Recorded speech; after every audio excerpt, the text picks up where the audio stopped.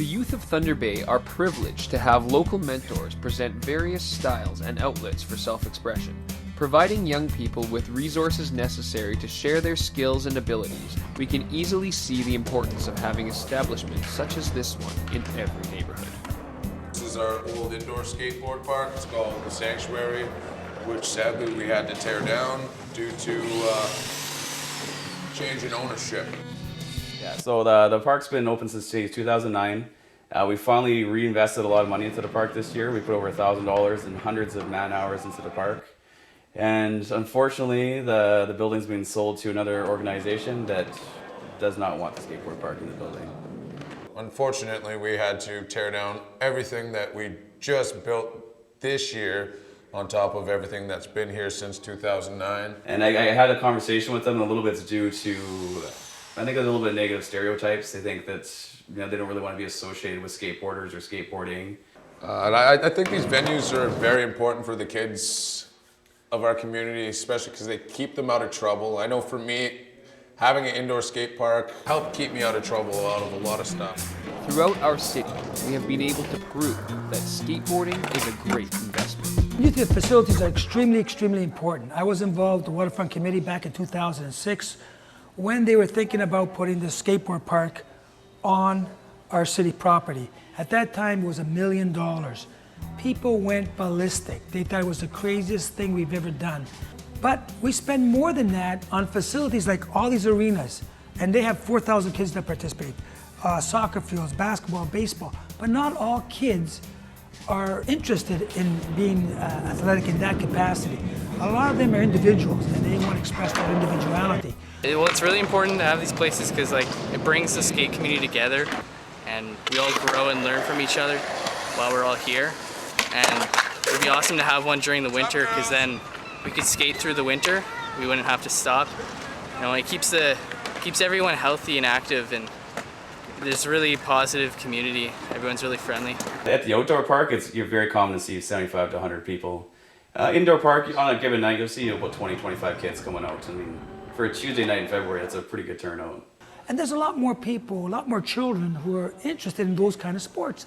Less pressure, less cost, and a lot more fun, and it's maximizing their own time. So when we built the skateboard park, contrary to a lot of opinion out there, it turned out to be one of the best facilities we've ever built.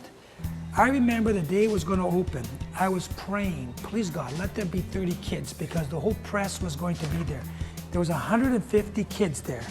And I went down, I walked down that ramp, and I was so happy to see the kids there. And for that month, there were literally hundreds and hundreds of kids every single day participating in that activity, which a lot of people thought would not draw children, would drawing the kids. It's never been vandalized, touch wood. The older kids help the younger kids. A lot of parents who are against the facility now drop off their kids, go for a nice walk. Kids have a great time. They entertain themselves. Extremely low cost, great activity, keeps the kids physically fit. The progression is unreal. The kids are doubling in ability almost every year because of the indoor park. I mean, I seen a kid one summer, he's not too bad.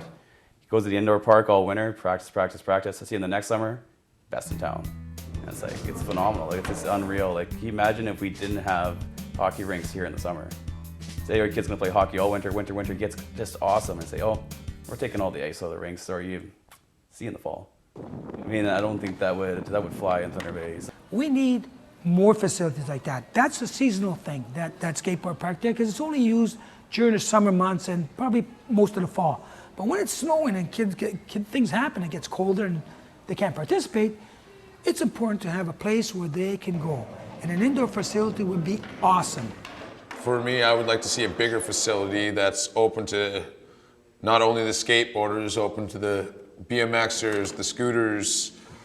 Heck, if we got a big enough facility with high enough roofs, even some rock climbers, if we can get a rock climbing area in there, just pretty well facility that can hold kids and just people of all ages and keep everyone active and out of trouble. Yeah, so we love the opportunity to continue doing this service for the people of Thunder Bay. I mean, these youth need to get off the streets. They need to get away from the computers, away from the Xbox. They need to stay active in the winter. I mean, this is a great service for them. I mean, it gives them an outlet that I don't think they can get anywhere else in the winter in Thunder Bay. Keeps them active, and I mean, it's just helping the progression of everything. It's helping the progression of our sport. It's helping the progression of the youth. It gives them a lot of self-confidence. I mean, let's just keep doing this. It's worked well in the past, and as long as we continue to do this, it's only going to get better. As we can all understand, skateboarding is an excellent sport for Thunder Bay to support. In further discussion for a new event center, these types of activities should definitely be considered. As our youthful population continues to grow, so do our values. In knowing that health and quality time is the best form of wealth, the people in our community should have no problem backing this idea.